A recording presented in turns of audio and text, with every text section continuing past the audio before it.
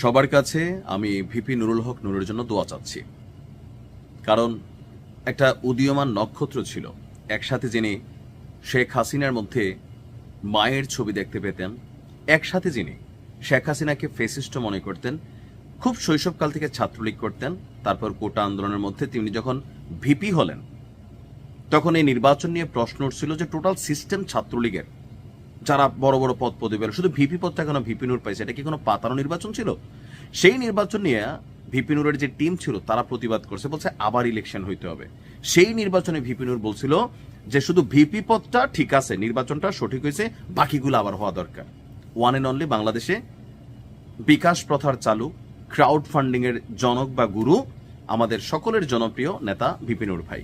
অনেক মার খাইছেন রাজনীতির জন্য, বহুত কষ্টে বিএনপির একটা টিকিট পাইছেন, পাওয়ার পরেই মানসিক ভারসাম্য হারিয়ে ফেলেছেন আমার মনে হয়েছে। কারণ এই যে তরুণ প্রজন্মের যারা রাজনীতিবিদ, ভিপি নূরের শিষ্য হচ্ছে নাহিদ, আসিফ, যারা আছে, এখন গুরুর এই অবস্থা, শিষ্যদের জানি কি অবস্থা হয়। কেন বললাম? বাংলাদেশে মানুষ নতুনত্ব চাইছে। আওয়ামী লীগ, বিএনপি বা জামাত ইসলাম এদের বাহিরে গিয়ে যে নতুন ছেলেরা যারা আসবে রাজনীতিতে, তাদের কাছ থেকে দেশ জাতি কিছু পাবে, তারা অন্তত অতীতের রাজনীতিবিদদের মতন ঢালাও কথাবার্তা বলবে না। কিন্তু ভিপি নূর দিন শেষে সবাইকে হতাশ করেছেন।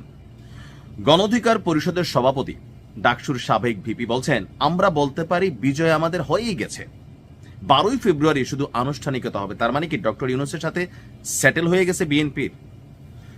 এখন এই প্রশ্নটা কি আসে না? উইরে এসে জুইরা বসে বিএনপির মারা দেওয়ার কাজে ব্যস্ত হয়ে গেছে ভিপি নূর। আবেগ, আবেগ রে আবেগ। তিনি আসলে যেটা বুঝাইতে চাইছেন, আমি যদি বুঝে থাকি, যে বর্তমান বাংলাদেশে জনাব তারেক রহমানের ফেরার পরে বাংলাদেশে যে রাজনৈতিক পরিস্থিতি, এটা বিএনপির অনুকূলে, বিশেষ করে তারেক রহমানের ব্যক্তি গুণাবলীতে। যেমন যেটা প্রশংসনীয় করতে হবে, ওই দিন এক সাংবাদিক তেল মারতেছিল, তিনি বলছিলেন যে প্লিজ এ স্যার কি জানি মাননীয় এগুলা বললেন না। দেখছেন তো অনেকে, তাই না, একদম পায়ে ধরে সালাম উনি না করছেন। পজিটিভ জিনিস, এগুলাকে মানুষ পছন্দ করে। বিএনপির একটা পজিটিভ ফিডব্যাক তৈরি হচ্ছে তারেক রহমানের ব্যক্তিত্বের কারণে। কিন্তু বিএনপি নির্বাচনে বিজয়ী হবে এটা তো গ্যারান্টি হয় নাই ভাই। দেশে নির্বাচন হবে, জামাতও পাশ করতে পারে, জাতীয় পার্টি করতে পারে, অন্য দল করতে পারে, বিএনপিও করতে পারে, বিএনপির মাঠ ভালো। কিন্তু আপনি যখন বলেন বিজয় আমাদের হয়েই গেছে, 12 তারিখ শুধু আনুষ্ঠানিকতা, তো তাহলে কি এই ভোটের মধ্যে কি কোনো সিস্টেম হয়ে গেছে? জামাত যে বলতেছে পাতানো নির্বাচন হবে, আসিফ নজরুল বলতেছে, আসিফ উপদেষ্টা আসিফ পাতানো নির্বাচন হবে, আপনি তো ওই আগুনে ঘি ঢেলা দিচ্ছেন রে ভাই।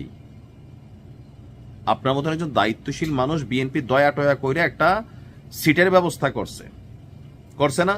বিএনপি যদি সিট না দিত, ভিপি নূর বাংলাদেশের কোন অঞ্চল থেকে চেয়ারম্যানই পাশ করবে না যদি ওই আসনে বিএনপি, জামাত, আওয়ামী লীগ নির্বাচন করে। আমি চ্যালেঞ্জ দিয়ে বলতে পারি, এনসিপির কোন নেতা, হাসনাত তার বিষয়টা বাদ দিয়ে, বা তাসনিম, যারা আমি 2-4 ছেলে মেয়েকে রেসপেক্ট করি, আমার কাছে মনে হয় এখন একটা লাইনে আছে, 100-তে 100 না থাকলেও 90 আছে।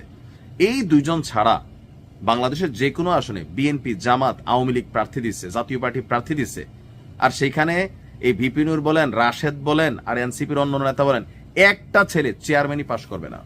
এটি হচ্ছে বাস্তবতা। এখন বাকিরা দয়া টয়া করে দিছে। ভাই, আপনার কাছে আল্লাহ রসুলের দোহাই, এমন কোনো কথা বলেন না যেটা নিয়ে বিএনপি বিপদে পড়বে।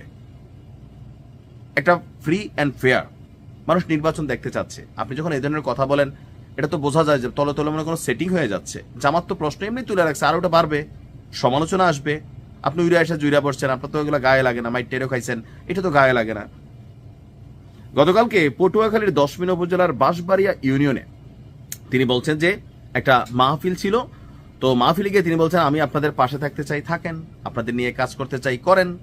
ধর্মীয় সামাজিক অনুষ্ঠানে বিএনপি, গণ অধিকার পরিষদ, আওয়ামী লীগ, জামাত সহ সব রাজনৈতিক এবং ইসলামিক দলের মানুষের একসঙ্গে অংশগ্রহণ আমাদের নৈতিক দায়িত্ব। সুন্দর কথা, আমরা যেটা ভালো এটাকে ভালোই বলি।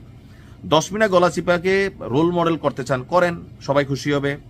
এখানে সব রাজনৈতিক দলের নেতাদের অংশগ্রহণ থাকবে, পারস্পরিক সম্প্রীতি বজায় থাকবে, এটাও সুন্দর পদক্ষেপ।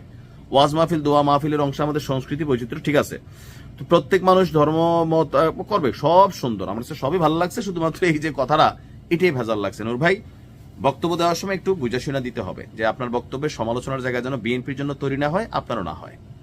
কারণ আপনারাই তো সারা বছর সবার সমালোচনা করছেন, এখন আপনি নেতা হয়েছেন, আপনি ভুল করলে আমরা সমালোচনা করবো, এটাই তো আমাদের কাজ। ভালোর জন্য করি। ভালো থাকুন।